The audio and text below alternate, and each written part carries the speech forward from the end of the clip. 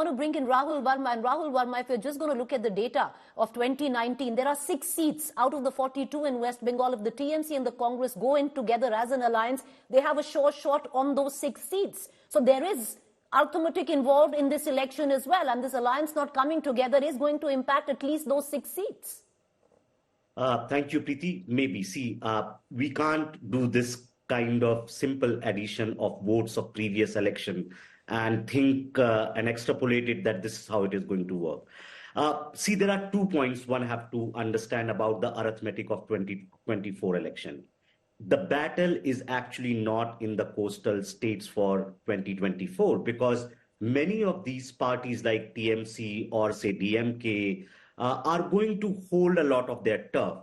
Unless Congress makes BJP sweat in the Hindi heartland and the northwestern part of India, BJP is going to be in the striking distance of power. So the game is actually in the 250 odd seats, which stretches from Maharashtra to Bihar, and Congress will have to pull its weight. So that's point one. Second, if you look at specifically about West Bengal, see, I think this was inevitable. It had to happen, this kind of posturing very, very close to Bharat Nyaya Yatra when they're about to enter tomorrow in the state. I think what Congress would like to have more than 4 or 5 seats in the state, and TMC is going to give them 2 based on 2019. And I don't think TMC is even ready to give those 2. See, what we don't understand that many of these parties, especially state level parties,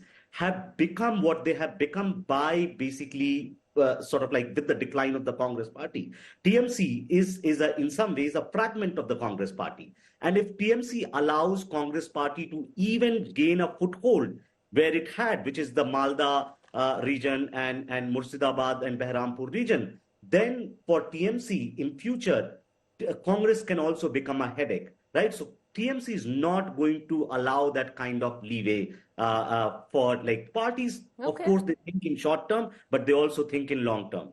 All right. Okay. Sanjay Jha, taking off from what Rajdeep said about complete lack of coordination, and in somewhere down the line, it could be a euphemism of sorts that Rahul Gandhi is practically walking right now on it to his own tune. Because if you look at it, what did he say yesterday, the day before? Like today, Mamata Banerjee came out and broke the alliance with the Congress. Yesterday, Rahul Gandhi says all is well. Our seat sharing talks are on course, and Mamata Banerjee is very close to him. How are seat sharing talks on course, Sanjay Jha, where at least over the last twice over, the TMC Committee on Seat Sharing has not even attended seat sharing talks with the Congress? Of the last 2 weeks, the TMC trying to get in touch with the Rahul Gandhi and Sonia Gandhi has found no audience. While at the same time, you have somebody like a Yechuri who clearly irks Mamata Banerjee is on a first call advisory basis to Rahul Gandhi. Yeah. Preeti, you're absolutely right. And I completely agree with what Rajdeep said earlier. See, the truth is that I think the leaders need to know that they all have a mobile phone in their hands. I have never understood this unfathomable mystery of Indian politics. Why do leaders talk through media and intermediaries when they can pick up the phone and speak to each other? Now, these are issues that frankly are all born out of some old fossilized way of thinking that I'm the boss of my party and I need to speak through an interlocutor. Rahul Gandhi saying what he said, I can tell you that he really believes that when he said it. I don't think Rahul Gandhi was trying to... But nobody surprised him of the fact, Sanjay Jha, that the TMC has not attended the last 2 meetings on seat sharing because it's bizarre. Well, let me tell you, this is also the same Mamata Banerjee who the other day recommended the Congress's Mallikarjun Kharge to become the prime ministerial candidate. Now, you can read some politics behind it, but that was also a TMC leader recommending a Congress candidate to be a PM. So, I think the bottom line is this, that I think Rahul mentioned a little before. The Congress needs to recognize that it is the fulcrum of the India alliance. But you can't afford to let that become into hubris. The truth is, and I think Rahul was absolutely right because some of us have been saying that for a long time, the Congress has to do the heavy lifting in the mainland 200 odd seats against the BJP if the India alliance is to stop Sanjay Jha, I'm sorry to come in, but before it does the heavy lifting, it needs to lift the phone where the top brass of the Congress is concerned and speak to the TMC. That's not really happening. Absolutely. Preeti, this is the point. that end of day, if I was the decision maker in the Congress, let's assume that hypothetically, I would not have even wasted my time on West Bengal, taken the 2 or 3 seats, because sometimes you got to understand that when you're doing an alliance of this kind, Okay. you've got to be willing to make sacrifices. You can't indulge in the old statement, I will not be able to galvanize my cadres for the assembly election. I'm giving away 40. Yes, you are giving away 40, because the larger goal, ladies and gentlemen, is to stop the BJP Okay. in 2024. All right. That's a simple, short message. Shikha Mukherjee, for somebody who's, followed the trajectory of Mamata Banerjee's career, there's a lot which was given to mercurial Mamata Banerjee, but for her to come to this decision, what's gone at the making of it? Well, I think there is a consistency in her decision, because if you go back to March, this is what she was doing anyway. This is what she was saying anyway, that the regional parties should fight on their turf on their own, and it is only a kind of alliance of an idea of unity against the BJP that on the basis of which they should create a platform. In that platform, Mamata Banerjee had no space for the Congress. And she made that very clear in statement after statement. It is only later that the idea of the India Alliance was captivated the imagination of the 28 political parties, and that it came into being.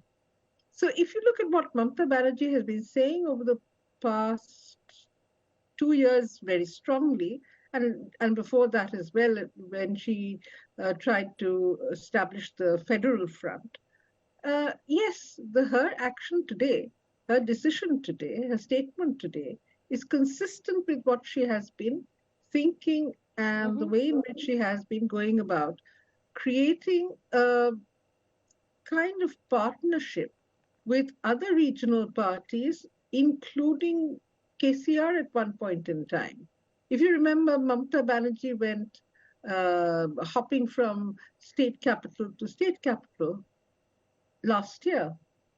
And the purpose of that was to create an agenda and an idea that these parties are working together against the BJP. So that was a non-Congress anti-BJP platform that she had established. Right. And I think today's decision is consistent with that. All right. Before I bring in Ghanshyam Tiwari into this debate and we go back to Sushmita, Rajdeep, to pull you in, because there was a second part, and I would think also an important part of what Mamata Banerjee said today, because she, of course, broke off the alliance with Congress, but when questioned whether she's leaving the India alliance, she says Congress is not the only one negotiating. I've already been speaking to regional satraps like the Samajwadi Party or the Aam Aadmi Party. What do you make of that? Well, a few days ago, I did a blog which I titled MAC. That there is not just an India alliance. On your own show, go ahead. No, there isn't just an India alliance. There's a MAC alliance. What is MAC? Mamata, Akhilesh, Kejriwal. This is the alliance which has been working almost as a grouping within this group. For example, pitching Mallikarjun Kharge was an idea which Mamata Banerjee floated along with Arvind Kejriwal. Now, these are three individuals who, frankly, on the ground are fighting with the Congress. Mamata has taken over the Congress's turf in Bengal. Mr. Kejriwal has taken over the Congress's turf in Punjab and Delhi. So there is no great chemistry between these parties. Akhilesh Yadav, you saw what happened in 2017 when he and Rahul Gandhi had tied up. That relationship didn't last long. So these are parties which in any case want to first protect their home turf or expand in some form or the other, like Mr. Kejriwal does. For example, he's going to demand a few seats in Gujarat. He wants a seat in Goa. So these parties are working to their own beat almost, as you will say. But I think the critical point, and Rahul Verma alluded to it, is simply this. There are those 180 odd seats, Preeti, which in 2019 and 2014, the Congress fought in straight fights with the BJP and won barely 10 or 12 of them.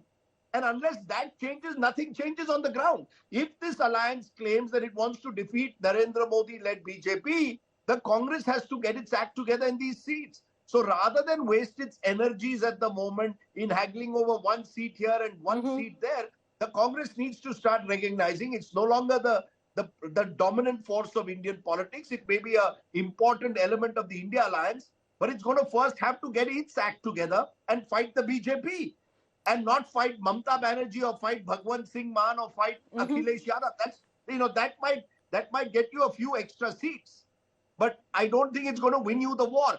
And just to say this, speaking to someone from this alliance who's been talking to the Congress, they actually say they found the Congress rather accommodating at that level. The likes of Mukul Wasnik, who are handling this seat sharing, have apparently been willing to accommodate. The problem is at the top leadership. True. You see, the top leadership needs to start sending out more positive signals, not do that. If Rahul Gandhi wants to do an yatra, good luck to him. But he's got to recognize that he are now almost on the eve of a general election. The yatra also could have accommodated all the other leaders. Imagine the power the yatra would have had if 10 people were accompanying Rahul Gandhi rather than just Rahul Gandhi himself.